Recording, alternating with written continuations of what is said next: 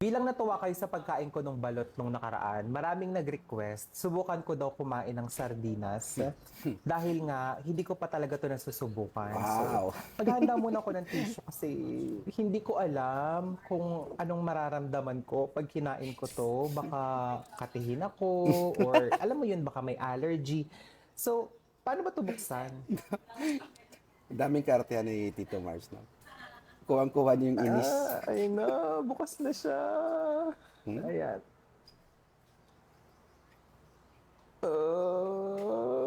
Di ba? Okay, sige. Susubukan na natin siyang ilagay. Ayan. Alam naman natin na si Tito Mars, ano lang to.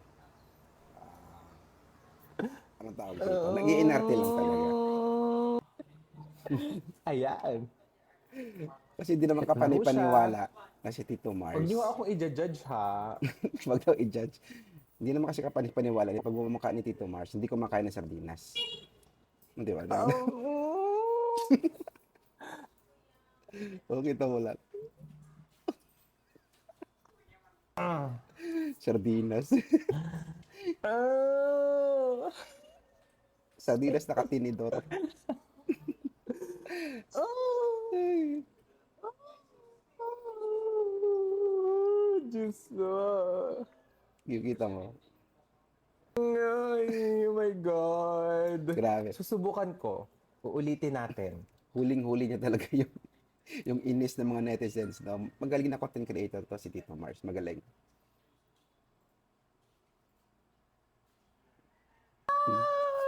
Ay, ito na talaga. Ito na talaga. Kakainin ko na talaga siya.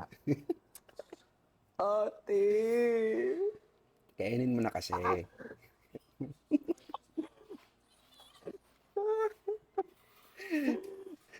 Yung, Ate. My yung tipong gosh. nagsabog yung Diyos ng ano, ng kaoehan, sinalo niya lahat. Hindi siya nagpayong. Oh,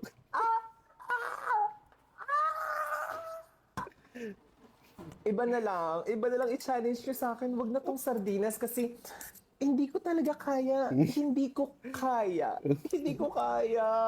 Maayos naman siya at malinis at masarap nga daw. mm-mm. Pero ate, Mega sardines uulitin yan eh. ko. Sarap yan.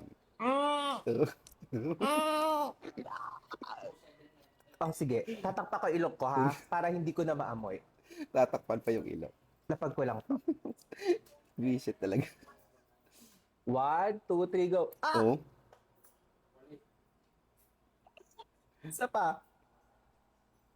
magaling. Magaling 1, na content 2, 3, creator. go.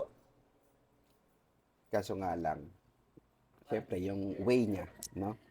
Mm. Syempre, maraming ma-offend dito. Lalo na tayo kumakain ng sardinas, di ba? Ang sarap kaya ng Tubig, sardinas, tubig. di ba? Lalo ng panahon ng pandemic. Ang sarap kaya. Laging ano sa atin yan eh. Binibigay sa atin ng panahon ng pandemic, di ba?